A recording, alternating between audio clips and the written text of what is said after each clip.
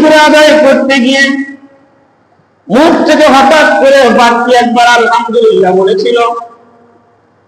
তোমার আমল আর তার আমলের কোনো পার্থক্য ছিল না, শুধু একটি আলহামদুলিল্লাহ সব তার আমল বেশি। এই আলহামদুলিল্লাহ সব তার আমল মানে বেশি থাকার কারণে আমি আল্লাহ খুশি হয়ে তার জান্নাতের ভিতরে মুক্তকারী একটি বান্দার ব্যবস্থা করে দিয়েছি।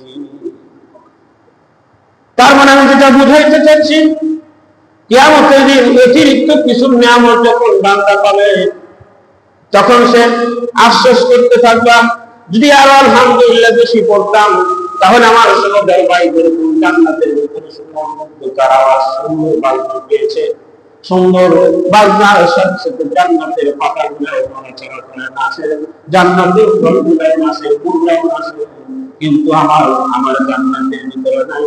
আর যদি আমার ওই ভাইয়ের মতো যদি আমি একবার আলহামদুলিল্লাহ সুবহানাল্লাহ বেশি বলতাম তাহলে খুশি হয়ে আল্লাহ তাআলা ওই সুন্দর আওয়াজ আল্লাহ আমার জান্নাতের ভিতরে দিতেন।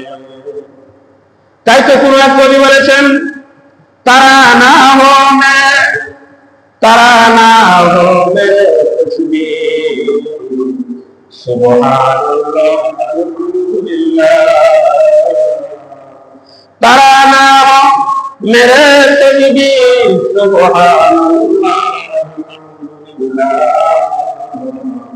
आखिरत में देकर जन्नत में जियादा नाम करे।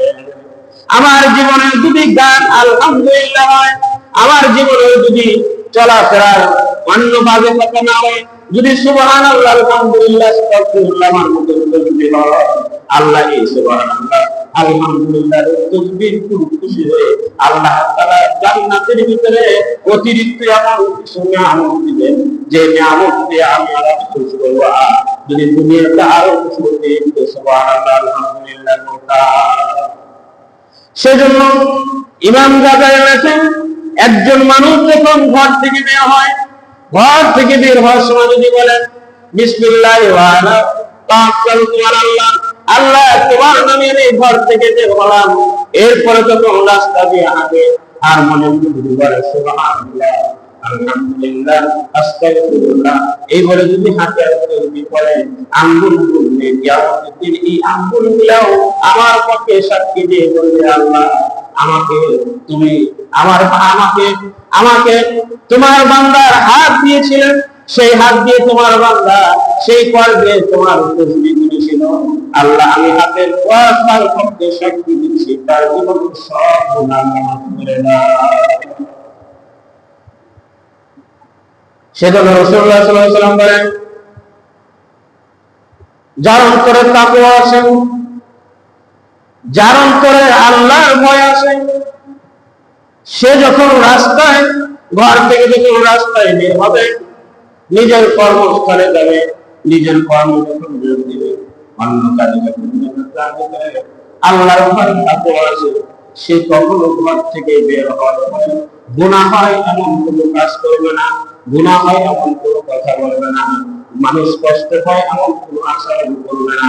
কারণ যারা মুত্তাকি হয়, এই মুত্তাকির অন্তরটা আল্লাহ তাআলা বিশাল একটা খাজানা বানিয়ে দেয়। যেমন রাসূল উদাহরণ দিতে গিয়ে বলেন, মাদিনুর যাহাব, স্বর্ণের খনিতে যখন স্বর্ণ কুড়াইতে যায়, তখন স্বর্ণের খনির দিকে মানুষ স্বর্ণ উঠায়, রূপার খনিতে যখন মানুষ যায় রূপার খনিতে রূপা, তেলের খনিতে যখন পাইপ লাগায় তেল ওঠে। তার মানে পৃথিবীর কি বৈশিষ্ট্য আছে, যেখানে যা আসে সেখান থেকে তাই বের হয়। তদ্রূপ একজন মুমিনের কলবটা আল্লাহ তাআলা ভালোবাসার আর ভয়ের মুত্তাকি একটা কারখানা, একটা ফ্যাক্টরি। এখানে যদি মানুষ তার অন্তরে কলবের ভিতরে আল্লাহর ভয়ের জায়গা দেয়, এইটা বিশাল একটা আল্লাহর ভয় আর ভালোবাসার একটা কারখানা হয়ে যায়, একটা ফ্যাক্টরি হয়ে যায়, ফ্যাক্টরি। এখান থেকে যা বের হবে তা মানুষের উপর হবে। তাই তো রাসূল বলেন, আত-তাকওয়া হাহুনা। রাসূল একবার সাহাবীদের ওয়াজ করতে বলেছিলেন, তাকওয়া হলো মানুষের অন্তর, তাকওয়া হলো মানুষের অন্তর। এই তাকওয়াকে যদি কেউ বাড়াইতে চায় তাহলে আল্লাহি তাতমাইন্নুল কুলুব, আল্লাহ বলেন, যদি তোমার অন্তরে তাকওয়া বাড়াইতে চাও, বেশি বেশি আল্লাহর জিকির করো, আল্লাহ তোমার অন্তরটাকে তাকওয়া দিয়ে ভরপুর করে দেবে। সেজন্য ইমাম গাযযালী বলেন, একজন মুমিনের জবান, একজন মুমিনের যে জবান, এটা আল্লাহ দিয়েছেন। আমার জবান আমাকে আল্লাহ দিয়েছেন, আপনার জবান আল্লাহ আপনাকে দিয়েছেন। তার মানে মানুষের এই কথা বলার যোগ্যতা, জিহ্বার লিসান, কুওয়াতে তাকাল্লুম, এই যে কথা বলার যোগ্যতা, সক্ষমতা আল্লাহ তাআলা দিয়েছেন। সুতরাং কোন ব্যক্তি যদি এই শুকরিয়া আদায় করতে গিয়ে যদি মুখ দিয়ে আলহামদুলিল্লাহ বলে, সুবহানাল্লাহ বলে, আস্তাগফিরুল্লাহ বলে, দরুদ শরীফ পড়ে, এই জবান দিয়ে যত জিকির করবে, রাসূল বলেছেন মানুষ জিকির করবে আর হাঁটতে থাকবে, পিছন থেকে গুনাহ মাফ হতে থাকবে, আর আল্লাহ তাআলা ওই জায়গাগুলোতে নিয়ে আল্লাহ মাফ করে দিবেন। সেজন্য ইয়া ফারহাবুন, আল্লাহ বলেন বান্দার উচিত হলো আমাকেই ভয় করবে, পৃথিবীর কাউকে ভয় করবে না, আমাকেই ভয় করবে। সুতরাং যে মুমিন আমাকে ভয় করবে, আমি আল্লাহ তাআলা সেই মুত্তাকি বান্দার অভিভাবক হয়ে যাই। ভয় করার চারটি পদ্ধতি হযরত আলী রাদিয়াল্লাহু আনহু বলেন, তাকওয়া বলতে চারটি জিনিসকে বোঝায়। একটি হলো আল খাউফু মিনাল জলিল, আল্লাহকে ভয় করা। দুই নম্বর হলো ওয়াল কানাতু বিল কলিল, আল্লাহ যতটুকু আমাকে সম্পদ দিয়েছেন, এই অল্প সম্পদের উপরে সন্তুষ্ট থাকা, এটাকে বলা আল কানাতু বিল কলিল। দুই নম্বর, তিন নম্বর হলো আল ইস্তিকামাতু বির রহিম, কিয়ামতের জন্য দুনিয়া থেকে প্রস্তুতি গ্রহণ করা। চতুর্থ নম্বর হলো হযরত আলী কাররামাল্লাহু ওয়াজহু বলেন, আল আমালু বিল তাকদীর, যার ভিতরে চারটি গুণ পাওয়া যাবে তিনি সে হলো মুত্তাকি। এক নম্বর হলো আল্লাহকে ভয় করা, দুই নম্বর হলো কোরআন অনুযায়ী আমল করা, সুন্নাহ অনুযায়ী আমল করা, তিন নম্বর হলো আল্লাহ যতটুকু সম্পদ দিয়েছে ততটুকু সন্তুষ্ট থাকা, চতুর্থ নম্বর হলো আখিরাতের প্রস্তুতি গ্রহণ করা। যে ব্যক্তি মুমিন, এই মুমিনের ভিতরে চারটি গুণ পাওয়া যাবে, আর এই চারটি গুণ যার ভিতরে পাওয়া যাবে সে হলো মুত্তাকি। এক নম্বর হলো আল্লাহকে ভয় করা, আমি যেখানেই যাব সেখানে আল্লাহকে ভয় করব।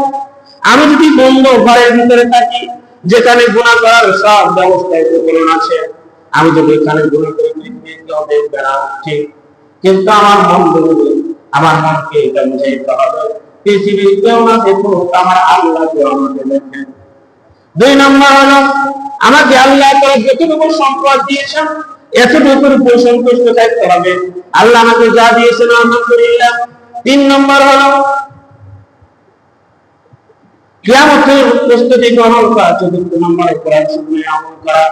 একটা মুত্তাকি যার ভিতরে চারটি বৈশিষ্ট্য থাকবে, আল্লাহ তাআলা বলেন কিয়ামতের দিন আমি আল্লাহ তাআলা এই চার গুণের অধিকারী ব্যক্তিকে আমি আল্লাহ তাআলা নিজে জান্নাতে প্রবেশ করায় দেব। তাই কোরআন কবি বলেছেন, খাউফু কাদান খাউফু সুদান বান্দা, খাউফু কাদান খাউফু সুদান বান্দা, তাকে দর কিয়ামত খোশমান। বান্দা যখন পৃথিবীর কোনো কাজ কর্মে যোগ দিবে, এই কাজটা যখন অন্যের কাজ হয়, তো অন্যের কাজ যখন আমি করবো, কাজ শেষ হওয়ার পর মালিক আমাকে টাকা দিবে, এই কাজের মাঝখানে যদি আমি ফাঁকি দিই, তাহলে হয়তো দুনিয়ার মালিককে আমি ফাঁকি দিলাম, কিয়ামতের দিন আল্লাহ আমাকে প্রশ্ন করবে, দুনিয়ার মালিকের কাজ করতে গিয়ে কাজে ফাঁকি দিয়েছিলি কিন্তু বেতনটা ঠিকই দিয়েছিলি, আমি আল্লাহর কাছে কি জবাব দেব?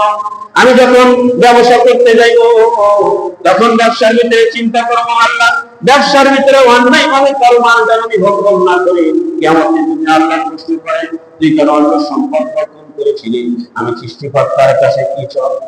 আমি আমার সন্তানকে নামাজের কথা বলি না, আমি আমার সন্তানকে সব উপদেশ দিই না, কিয়ামতের দিন আল্লাহ যদি আমাকে প্রশ্ন করে, আমি তোকে সন্তান দিয়েছিলাম, কত মানুষ আমার কাছে কেঁদেছে, সম্পদের অভাব ছিল না, খাওয়ার মানুষ সম্পদের অভাব ছিল না, খাদ্যের অভাব ছিল না, টাকার অভাব ছিল না, আমার কাছে কত সন্তান চেয়েছে, আমি একটা সন্তান দিই নাই, আমি তোকে খুশি হয়ে সন্তান দিয়েছিলাম, কেন তুই সন্তানকে সৎ পথে কেন পরিচালনা করিস? আমি আল্লাহর কাছে কি জবাব দেব? আমি যখন ভাত খেতে যাবো আমার চিন্তা করতে হবে এই ভাত এই খানা খাচ্ছে এটা আল্লাহর জাহান্নাম, আমি এখানে ভয় করবো, আল্লাহর নামে খানা ভক্ষণ শুরু করে দেবো। তার মানে পৃথিবীর প্রত্যেকটি কাজে যদি আল্লাহকে আমি ভয় করি, আল্লাহ তাআলা বলেন বান্দা যদি তুই আমাকে ভয় করে পৃথিবীর কাজে অগ্রসর হয়, ওই কাজে সাকসেস করার দায়িত্বমান সৃষ্টিকর্তা বলেন আমি নিয়ে নিলাম। এই কাজ শেষ শুরু থেকে শেষ পর্যন্ত সুন্দরভাবে সম্পাদন করতে যা কিছু উপকরণের দরকার ব্যবস্থা করে দেওয়া দরকার, তুই যখন আমাকে ভয় করে কাজ শুরু করবি সেটা আমি আল্লাহ তো সেই কাজ সুন্দর করে সম্পাদন করে দেব। সেজন্য প্রত্যেকটি কাজে আল্লাহকে ভয় করতে হবে। আল্লাহর ভয় ছাড়া মানুষ কখনো দামি হতে পারে না। ওই যে হযরতে ওমর খাত্তাব রাদিয়াল্লাহু তাআলা একদিন রাত্রিবেলায় গভীর রজনীতে জয়তুনের তেল ধরিয়ে বাতি ধরিয়ে রাষ্ট্রীয় কাজ করতেছিলেন। হঠাৎ গভীর রাতে দরজায় কে যেন পাহারা করল। ঠকঠাক আওয়াজ হইল,